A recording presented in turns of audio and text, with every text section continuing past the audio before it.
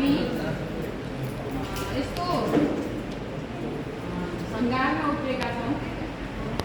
एकातिर खुसी मनाइरहेका छौँ भने अर्कोतिर हामी यो पहिलो समितिमा जोडिएका साथीहरू कार्यक्रममा पनि छौँ।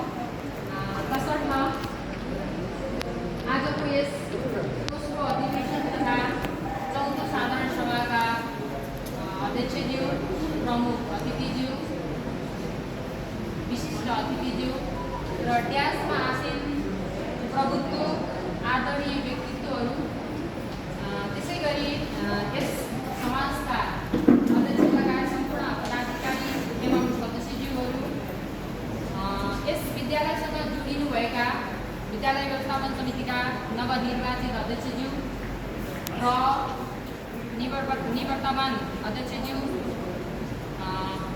हामीलाई सुरक्षामा खटिनुभएका सुरक्षाकर्मीका प्रमुखज्यू, यस विद्यालयसँग जोडिएका शिक्षक कर्मचारी साथीहरू र यस कार्यक्रमलाई भव्य र सफल रूपमा सफल पार्नको लागि उपस्थित हुनुभएको सम्पूर्ण व्यक्तित्वहरूमा म यस जनतमावी पूर्व विद्यार्थी समाजको कोषाध्यक्ष रत्न कार्कीको तर्फबाट हजुरहरूमा न्यानो अभिवादन एवं शिर नुहाएर नमन गर्न चाहन्छु। हामी जनता माध्यमिक विद्यालयको पूर्व विद्यार्थी समाज 2079 असोज 8 गतेको सामान्य बेलाबाट अगाडि बढेर हामीले यस पूर्व विद्यार्थी समाजलाई अगाडि बढाउने क्रममा गइरहेका छौँ र आज हामी त्यसको अन्तिम घडीमा छौँ। यो 3 वर्षीय कार्यकालमा तसर्थ यो कार्यकालमा यो समाजले धेरै गतिविधिहरू गरिसकेको छ। तथापि म कोषाध्यक्षको हैसियतले थोरै के कार्यक्रमहरू भएर हामीसँग के कोषहरू छ भन्ने संक्षिप्त रूपमा केही रिपोर्टहरू प्रस्तुत गर्ने अनुमति चाहन्छु। श्री जनता माध्यमिक विद्यालय पूर्व विद्यार्थी समाज सन्तकुटी खजुरा 3 बाँके विशुद्ध एक विद्यालयको वृद्धि विकास र सामाजिक रूपान्तरणको गठन गरिएको संस्था हो। संस्थाको आफ्नो निजी स्थायी आय स्रोत केही पनि छैन, जसको कारणले हामीले समाजको नीति र उद्देश्य अनुसार कार्यक्रम गर्न सफल रूपमा सञ्चालन गर्न सकिरहेका छौँ। तथापि समाजको मुख्य स्रोतको रूपमा रहेको विद्यार्थीहरूको आजीवन सदस्यता शुल्क, पूर्व विद्यार्थीहरूबाट हुने सहयोग, केही सहयोगी व्यक्तिहरू, सङ्घ संस्थाहरूको सहयोग नै मुख्य आय स्रोत हो। यही सीमित स्रोत साधनबाट समाजले आफ्नो विभिन्न कार्यक्रमहरू सञ्चालन गर्दै आइरहेको छ।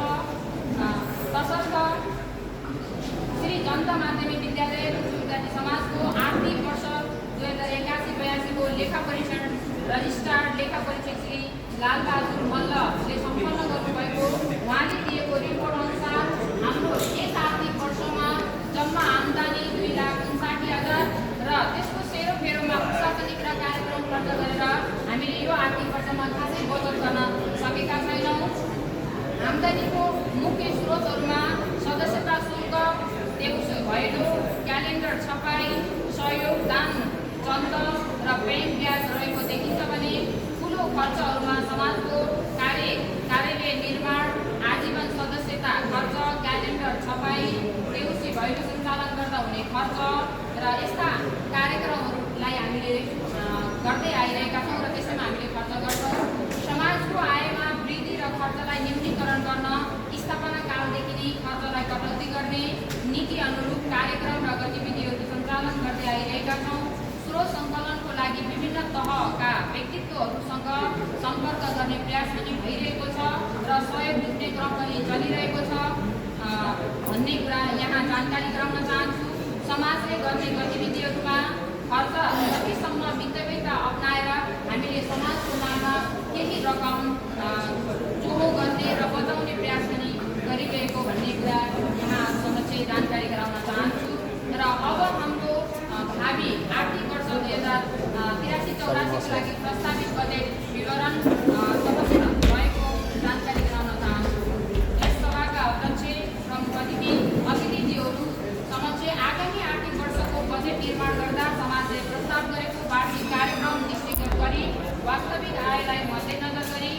बजेट तयार गर्ने प्रयास गरिएको छ र हामीले कार्यक्रममा गत वर्ष जे जति कार्यक्रमहरूको लागि प्रस्तावित गरेका छौँ त्यसमा हामीले एउटा नयाँ विद्यालयलाई गाडी प्रदान गर्ने भनेर हामीले आर्थिक सङ्कलन गरेका छौँ।